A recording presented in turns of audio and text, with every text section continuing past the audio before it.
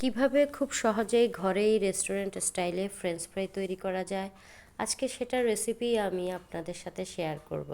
Hello viewers, আসসালামু আলাইকুম, welcome করছি সবাইকে।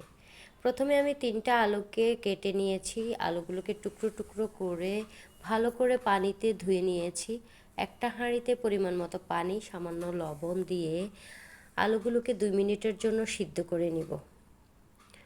2 মিনিটের বেশি সিদ্ধ করা যাবে না, না হয় আলুগুলো বেশি সিদ্ধ হয়ে গেলে ফ্রেঞ্চ ফ্রাই নরম হবে, মুচমুচে হবে না, মজা লাগবে না।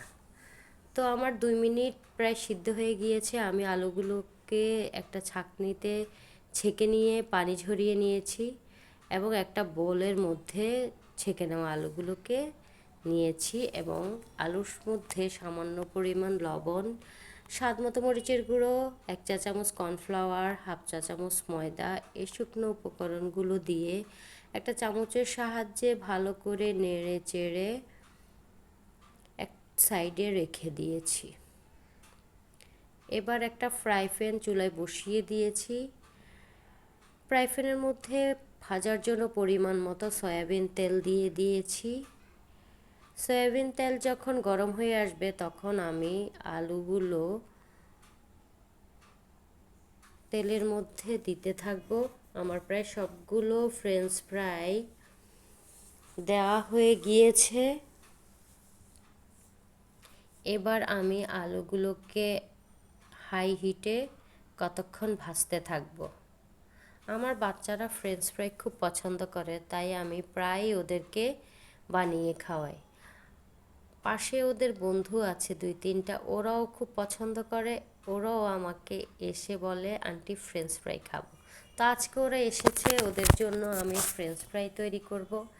তো চিন্তা করলাম আপনাদের সাথেও একটু শেয়ার করি।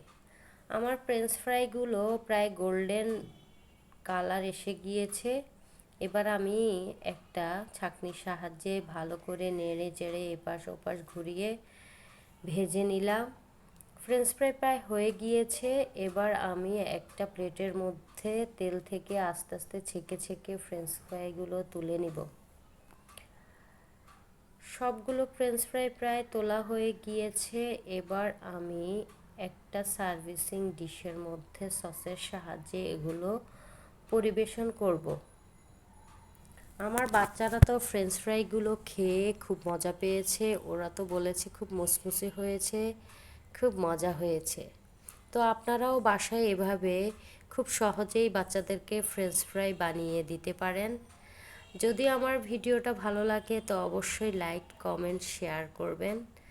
আপনারা সবাই ভালো থাকবেন, সুস্থ থাকবেন, আমার পাশে থাকবেন। ধন্যবাদ সবাইকে।